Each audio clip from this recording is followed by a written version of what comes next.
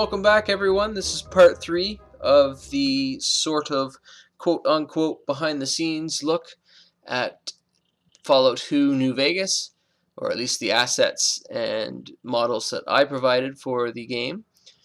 This section, I'm going to start off where I left off, go figure, with the Sirius Bridge. And I have to apologize if I start flubbing my words. I've only had one cup of coffee so far this morning, so bear with me. I will endeavor to get it straight in editing, such as hitting the play button. There we go. So speaking of that second cup of coffee, I just started recording. I've been recording for about 5 minutes now on the commentary, and started obviously tripping over my own words, and I realized that I hadn't hit the record button. So pardon me while I go chug another cup of coffee. Alright, here we go. All serious now, folks. And here we have the bridge of the Sirius. I almost did it again. I almost called it the Serenity. Obviously, because it is heavily influenced by the Bridge of the Serenity. If you don't know what the Bridge of the Serenity is, you need to literally stop this video and go watch Firefly. You will thank me. It's only one season. It'll be quick. If you're wondering why there is a radar dish stuck to the outside front of the ship there, that was for reference the draw distance. This was all an interior cell in the game. So I had to adjust the draw distance. Normally it wasn't that far because you wouldn't have to see that far when in buildings or in interior environments. But since this was going to have a large outside view, I had to adjust the draw distance so you could actually see what was coming up. Here I am just testing to make sure that you can actually walk around the interior of the bridge here while also having NPCs in the area, making sure the nav mesh, while it was basic at the time, still allowed characters to walk up and down the stairs if they needed to, or sit later in said chairs. I don't know why I said, but said.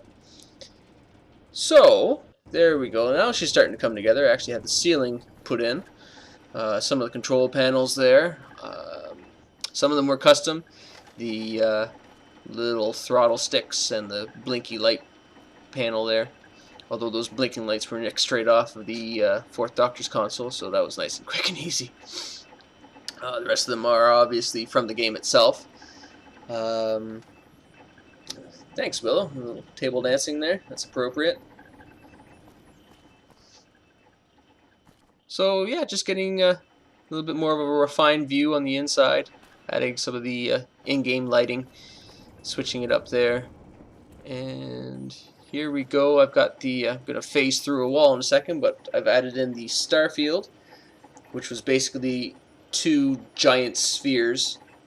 The textures on them were just the stars. There was no black on the texture itself. It was alpha. There we go again with that famous word.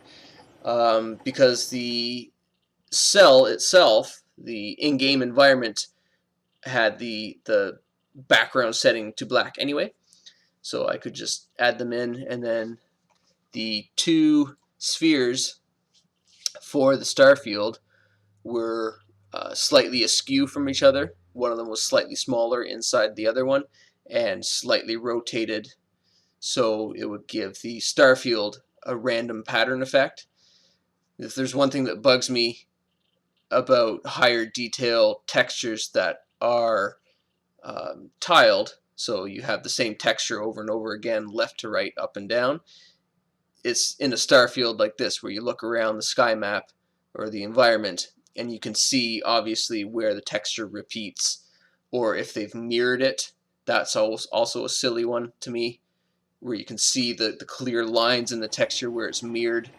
It always bugged me. It always kind of broke immersion for me. So I decided this was a nice, quick, easy way to give a random star pattern. There shouldn't be any obvious repetition to the pattern. So just, it's not important. It's not a huge detail, but it just it looked best to me. And here we have the moving Starfield to give the ship the illusion that it was slowly traveling through space. This used the same technique. It was just a cylinder, two of them broken up into components, I should say. One of them larger on the outside, one of them smaller on the inside, and the smaller one had a slightly faster texture animation to it, so it traveled a little bit faster. Now here you can see the obvious repetition in the pattern there when the two stars are basically traveling together, the interior and exterior. This I fixed later. So I broke it up, as I said, into sections and rotated it so it didn't give that effect. And there I have a seat. There we go. Also the star. Forgot about the star. There, that's a much better looking star. This star was... I can't remember if I made this one first or if I nicked this from the one I was working on for the Eye of Harmony. Either way, they're the same star. So here you have several layers of texture animation, at least 2, maybe 3.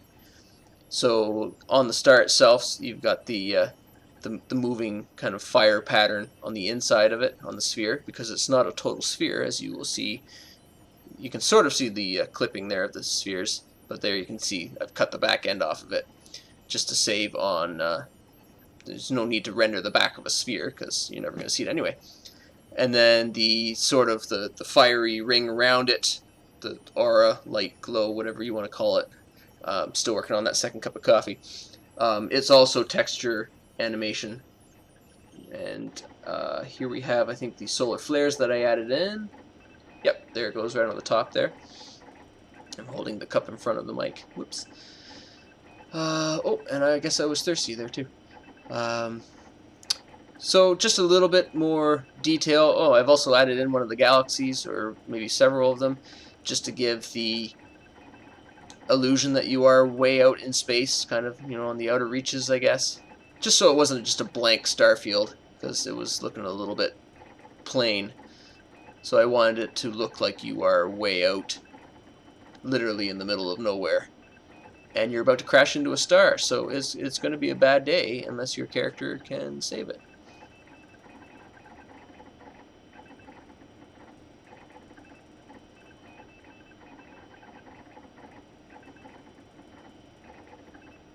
Here we have, I'm going to have to see if I can find the person's name. This was not part of the original official mod. This was something someone else did and posted it up on the forums. And I simply offered to add a glow and normal map pattern to it, so you can see it kind of pulsates there. And we're back in the Sirius bridge. Look at that. Oh, here we go. We've got the exterior view portals. So I had to take some of the meshes from in-game and modify them. So basically cut a hole through them so I could put these portal views in. And then in the back there is just a small star pattern, Starfield pattern that was animated. And because they were the same on both sides of the ship, I had to, you can see I said play group backward 1 for the first one. This one plays it the other way, so you have to say play forward. This was to not only give the effect, once again, that the ship was moving in space, but at the end of this quest, you were supposed to have reversed the engines, if I remember correctly. I don't remember if that was fully implemented in the... Whoops. And I get sucked out into space. I don't remember if this was actually implemented in the final version of the mod, but you were supposed to reverse the engines, which would then in turn reverse the pattern of the Starfield. So you actually looked like you were backing up. And yes, there were 2 or 3 different vanilla meshes, wall meshes, that I had to go and cut these holes into. And then because of the importing the vanilla meshes into Blender, changing them and exporting them, Blender never exported with the same settings as the original models, so I had to do a lot of work to clean it up to make it actually look like it wasn't an obvious standout model. Here we have like the 2 or 3 portal section. I think these were all one model. There's 2 portals? Yes. This was all in one model too. So there were several sections of the ship that I had to modify to add these portals into. Didn't have to, but definitely added to the illusion. Here is the thing. The big blue thing with the little glowy things. I cannot remember the name of this room to save my soul right now.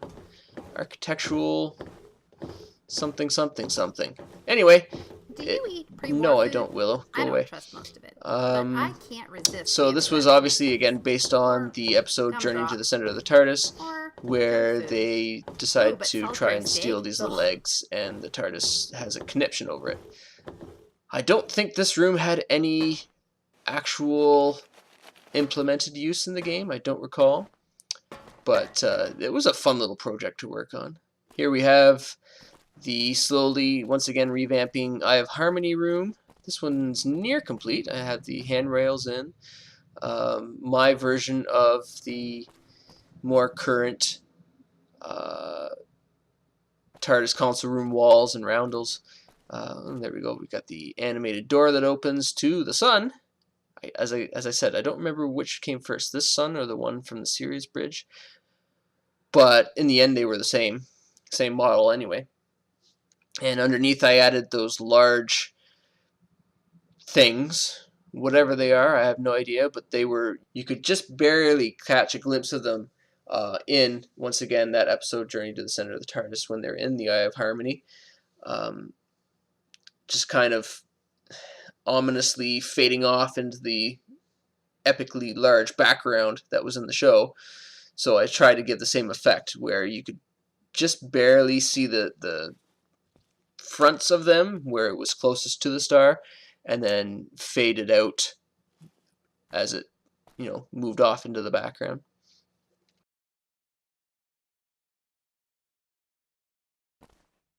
Here we have the force field effect. This was one of the subroutines that you could discover in the TARDIS and activate. This gave you, I think, defense bonuses or whatever in the end result when you walked into it. So if you happen to materialize the TARDIS in a hostile environment, you could just walk into this and you would be semi-safe for a certain amount of time. I don't remember. Obviously emanating from the lamp on the TARDIS as depicted in Demegi's awesome concept art. I'm going to have to remember to remove the music from this clip. But here we have some just added in texture animation detail. You can see when I move my mouse it clips in and out a little bit, the brightness, but that's part and parcel when you have animating textures in alphas. Here's the control panel, or at least the work in progress of the control panel for the Eye of Harmony, where you would open and close the door. And I can't remember what else you had to do with it. Anyway, this was a fun little fun little model to work on. A little Easter egg there on the bottom, the little number pads there. I can't remember the rotating numbers on the wood effect. That was based on something in real life that I had found. I believe it was some form of a calculator, but I could be completely mistaken on that. It's some sort of a counter anyway. Wooden rotating counter. And on the bottom there, 2 to the power of 200, 7, 900, and whatever, I can't remember what it says there, to 1, which is obvious reference and Easter egg to Hitchhiker's Guide to the Galaxy. Just one of the little tidbits that I like to add in to some of the models that I did. There you can see when I activated it to, does it open the door? No. But when the door is open, it would rotate the sign, door status, open, closed, and then the lights would blink, because when the doors were open, there was a massive amount of radiation that was supposed to spill into the room. So, the little red lights told you that you should probably close that door. And there was also core status there, alive or dead, so if you had messed up something and you had to eject the core, the star in the middle of the Eye of Harmony would disappear, and that little sign would flip to dead. Here we have the Toyota console room, the more current one, the animated screens. A lot of the same effects were used, some rotating texture patterns, and then just moving, rotating, like the, what do you call it, the viewfinder there that's moving, and then focusing in on certain stars. That was texture animation. And then you had squares that would move in and out behind the background star pattern there, with, you know, location Vulcan, index file log, rest in peace Leonard Nimoy, because I believe he had just died the night before I'd started working on this, so I thought I would put something in memory of Leonard Nimoy. And there's the starting of the second one. I was trying to give that one the cloud effect where the cloud was moving, but I never got that one to work properly. But that was the finished. Oh, we're in trouble. Oh, this was a non-finished build, so the console room itself wasn't in the game yet, if I remember correctly, and something was glitching. So apparently the Tardis was blowing up while I was in this room. But there you can see I've added in a little bit more texture animation to this screen in particular. So things were changing and fading on the left and right of the center of the viewer, and then the center of the viewer. I think that was based on that. But that was, I hated that panel on this console. Not the model itself, but just in the actual screen console. It's just a big oval. It's so boring. Like, come on, guys. You've got two panels side by side, the telepathic circuits, and then this panel, and they're just empty panels. Why? Come on, guys. You could have done better than that. Anyway, that's to the show designers, not to the foundry. And so now I started work on the scanner screens. So these ones were included in this version, the Key to Time console room, in the Fifth Doctor's console room, and in the 11th Doctor's, his first one. What was it, nautical or copper? Copper. I think those were the only ones that had these screens. I was sort of doing the same thing as you saw before with the Toyota, because it was just an empty panel. But this was to change while you were in flight or stationary. So if you were in flight in the TARDIS, it would change to the vortex, and then if you weren't, for whatever reason, it would just change to the star pattern. But it was just to add a little bit more atmosphere to it. I believe in the next clip I've revamped this one, so you can sort of see there's stars on the upper and lower corner there that weren't animating.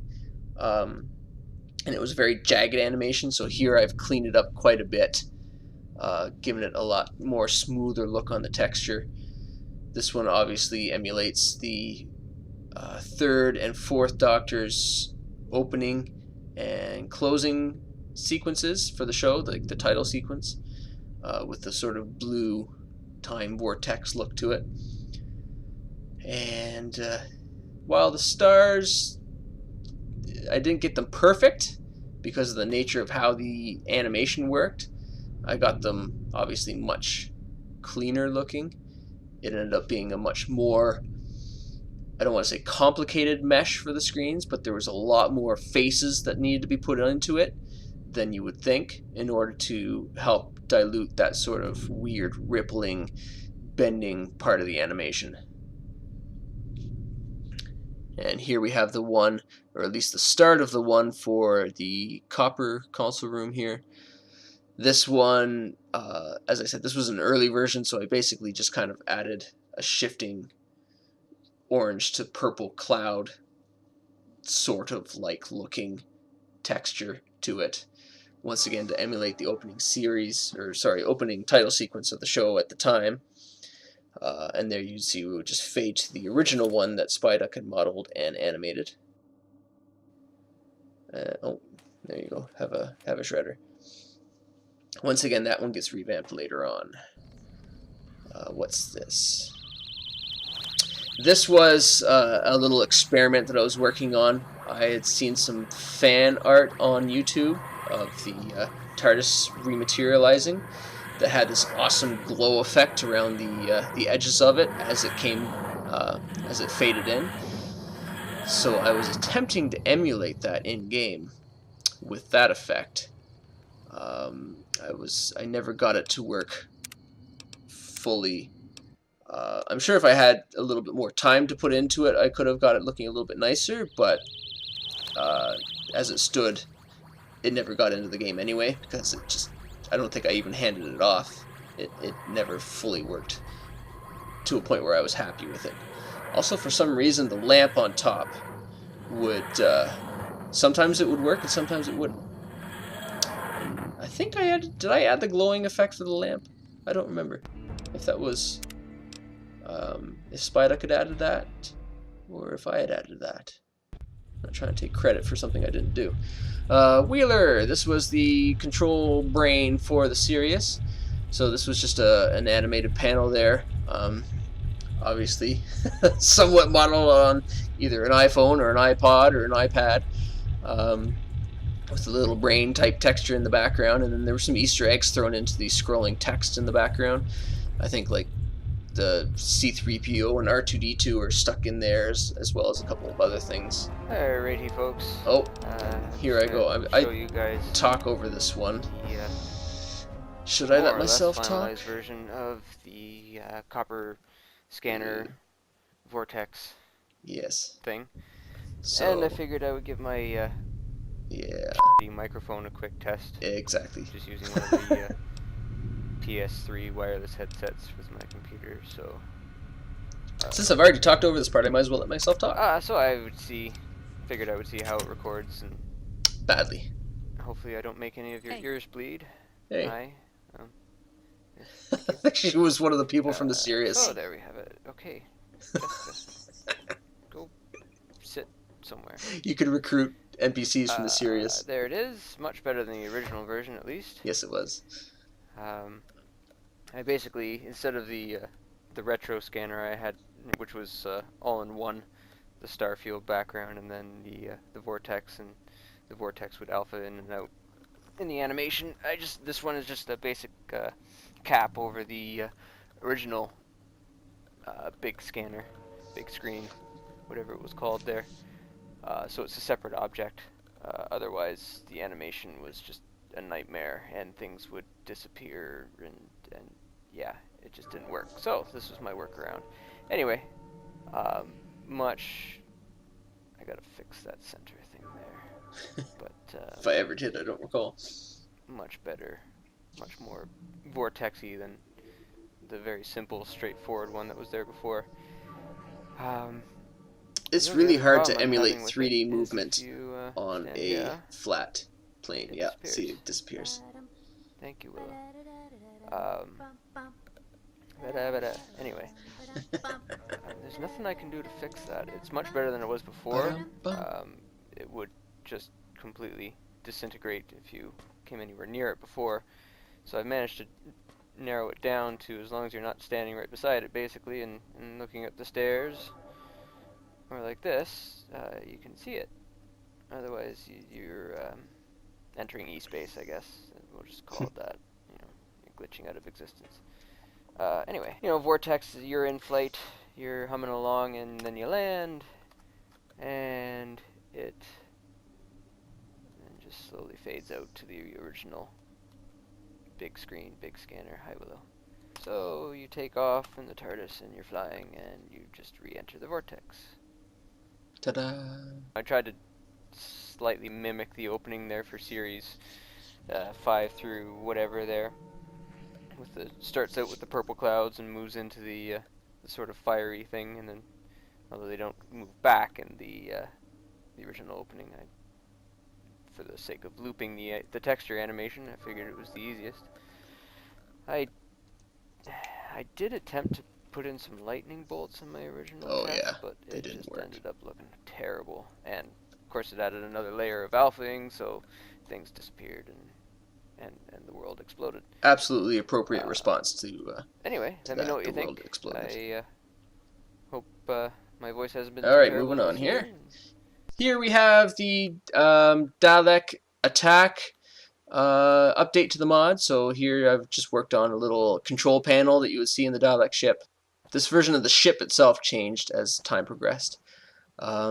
Here we have one of the mutants in a jar. I don't remember if he was just decoration on the ship, and I think I originally wanted to make some sort of a phone call. Here we go. Alright, where was I? I was talking about this guy. I think I was going to attempt to do a quest add-on for myself, where this guy eventually becomes Mr. Sparky, but I could be totally wrong about that. It was a while ago, and it never developed into anything because I was not good at scripting. At least he blinks at you. These. Here we go with these. The opening of the shell. These were a horrible, horrible, horrible pain in the butt, to be quite frank.